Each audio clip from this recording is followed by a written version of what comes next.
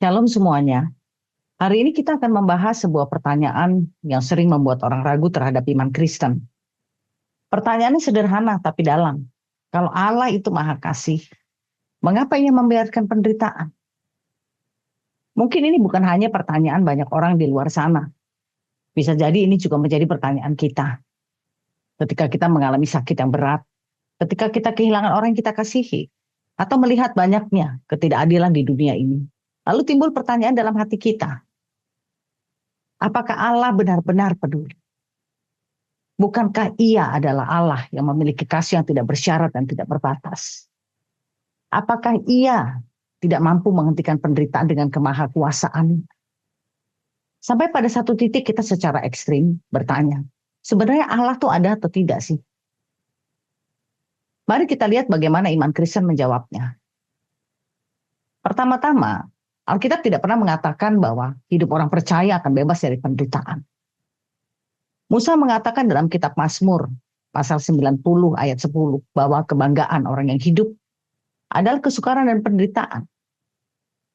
Lebih lanjut Yesus sendiri mengatakan dalam Yohanes 16 ayat 33, dalam dunia ini kamu akan menderita penganiayaan, tetapi kuatkanlah hatimu. Aku telah mengalahkan dunia ini. Allah menciptakan dunia yang baik, sempurna, dan harmonis. Saudara dapat membacanya dalam kitab Kejadian pasal 1 ayat 3 sampai 31. Dalam 6 hari masa penciptaannya, Alkitab mengatakan bahwa Allah melihat semuanya itu baik. Bahkan di akhir penciptaannya, Alkitab dalam kitab Kejadian 1 ayat 31 menuliskan, maka Allah melihat segala yang dijadikannya itu sungguh amat baik. Tapi manusia memilih untuk memberontak terhadap Allah. Ini juga tertulis dalam kitab Kejadian pasal 3 ayat 1 sampai 6. Dan sejak saat itu, dosa merusak segala hal. Yang pertama-tama dirusak adalah hubungan manusia dengan Allah.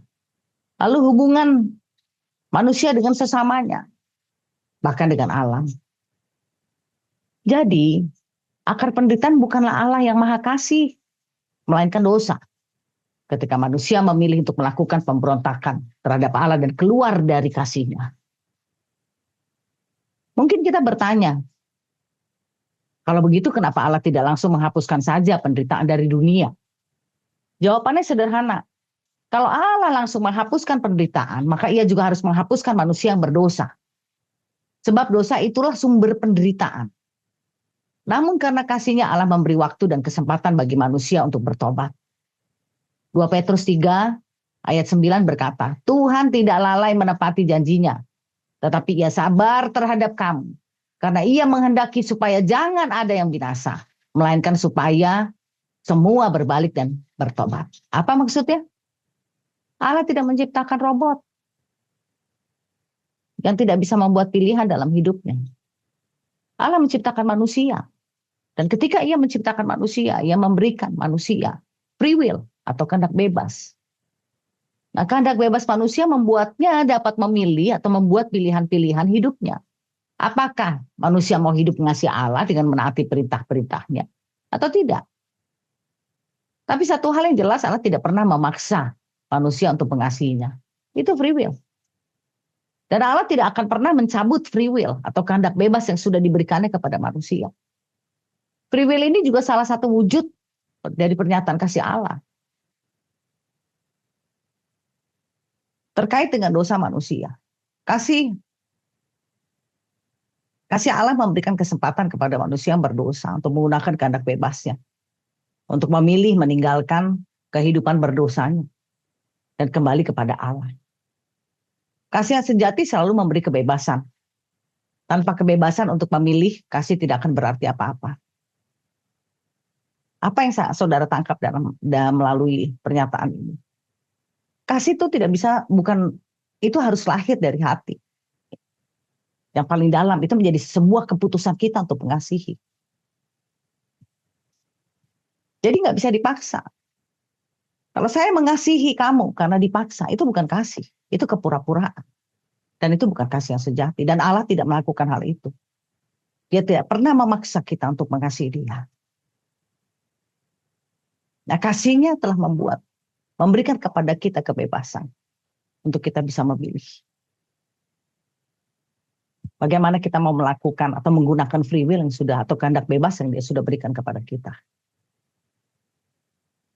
Tetapi satu hal yang kita harus tahu bahwa semua pilihan kita ketika kita memilih untuk taat, itu ada blessing di baliknya. Tetapi ketika kita memilih untuk tidak taat, ketidaktaatan kita selalu mengandung konsekuensi. Nah, itu ketidaktaatan kita membawa kita kepada dosa. Dan dosa menyebabkan penderitaan. Bahkan Alkitab mengatakan upah dosa adalah maut. Dalam Roma 6 ayat 23. Lalu bagaimana Allah menyikapi penderitaan manusia? Allah tidak meniadakan penderitaan. Tetapi ia akan memakai penderitaan manusia, penderitaan kita untuk mendatangkan kebaikan. Roma 8 ayat 28 menegaskan. Kamu tahu sekarang bahwa Allah turut bekerja dalam segala sesuatu untuk mendatangkan kebaikan bagi mereka yang mengasihi Dia. Dan inilah keunikan iman Kristen. Allah kita tidak jauh dari penderitaan manusia. Allah tidak hanya melihat dari surga penderitaan kita, tapi Ia berinisiatif untuk turun ke dunia dan masuk ke dalam penderitaan manusia melalui Yesus Kristus. Di kayu salib Yesus menderita, disiksa, bahkan mati. Bukan karena Ia berdosa. Yesus tidak berdosa. Yesus tidak bisa berdosa. Tetapi untuk menebus manusia dari dosa-dosa. Jadi salib menjadi bukti tertinggi bahwa Allah tidak hanya mengizinkan penderitaan. Dia menanggungnya sendiri. Sekarang kita tahu bahwa Allah yang kita sembah bukan Allah yang tidak peduli. Dia adalah Allah yang turut merasakan penderitaan kita. Dan melalui salib Ia memberikan janji bahwa penderitaan bukan akhir dari segalanya. Rasul Paulus menuliskan dalam Roma 8 ayat 18. Sebab penderitaan zaman sekarang ini tidak dapat dibandingkan dengan kemuliaan yang akan dinyatakan kepada kita. Artinya penderitaan di dunia ini hanya bersifat sementara. Tetapi kemuliaan yang Allah sediakan bersifat kekal selama-lamanya. Melalui penderitaan Allah sedang membentuk karakter kita. Agar kita semakin serupa dengan Kristus. Karena kita memang diciptakan segambar dan serupa dengan Kristus. Kejadian 1 ayat 26 dan 27. Tapi keserupaan itu telah hilang karena dosa. Roma 3 ayat 23. Karena semua orang telah berbuat dosa dan telah kehilangan kemuliaan Allah. Kehilangan kemuliaan Allah ini artinya kehilangan kesegambaran dan keserupaan dengan Kristus. Manusia tidak lagi berkuasa atas dosa, tetapi dikuasai oleh dosa. Karena kehilangan kemuliaan Allah itu. Dan Yesus mati untuk mengembalikan kemuliaan yang hilang itu. Kita sering berseru agar Allah mengangkat penderitaan kita. Tetapi ketahuilah bahwa sebelum Allah mengubah situasi dan kondisi kita, Ia akan mengubah hati kita lebih dulu. Bukan karena Allah tidak mengasihi kita. Tapi Dia ingin mengubah kita. Jadi ketika dunia bertanya, mengapa Allah yang Maha Kasih itu membiarkan penderitaan? Kita bisa menjawab dengan penuh kasih. Penderitaan disebabkan karena dosa, bukan karena Allah. Allah mengasihi kita, itu satu hal yang jelas. Kalau Dia tidak mengasihi kita, Dia tidak turun berinisiatif. Turun ke dunia untuk mati di atas kayu salib. Untuk melakukan penebusan bagi kita.